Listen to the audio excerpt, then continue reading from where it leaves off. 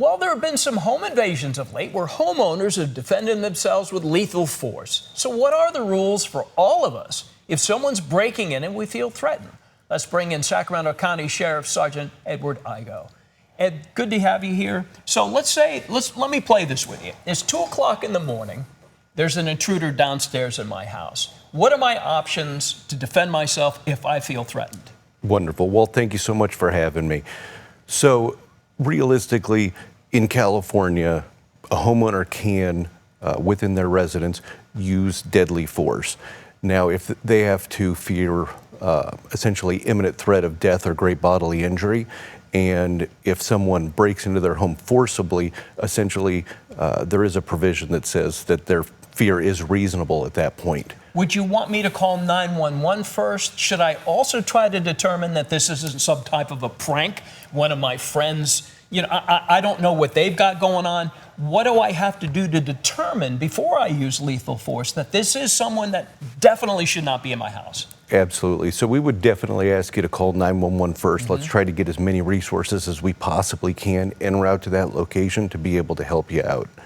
Okay, so do I have to make sure that this person is armed with something lethal too for me to use something lethal? Or is just the fact that he's in my house in the middle of the night, should I assume he's loaded and I'm not going to wait to what do you got, right? I'm not going to ask him. Right. So each situation is going to be investigated based on the totality of the circumstances, essentially everything involved on that specific instance.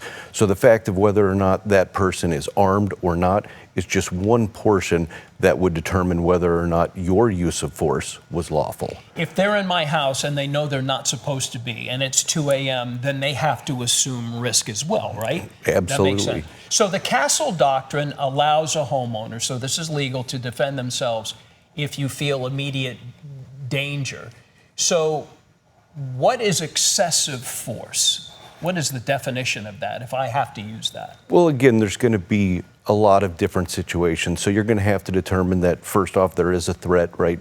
We would hate for some 80-year-old individual that maybe has dementia, thinks they're going into their home, right? That, if you used force against that person, that's an instance where that could be deemed excessive, right? So it's really hard to say black or white each specific instance. Another example of that would be if the person is now fleeing, they're running away. Okay. You're chasing them down the road, shooting at them, that could definitely be deemed excessive. And as a general rule, if someone punches you, that is not excessive force for you to use lethal force, correct? Well, again, so you have to understand the Castle Doctrine is just one portion that falls under California law for all self-defense. So whether that's an instance while you're out at Starbucks and someone punches you, you probably shouldn't be shooting them.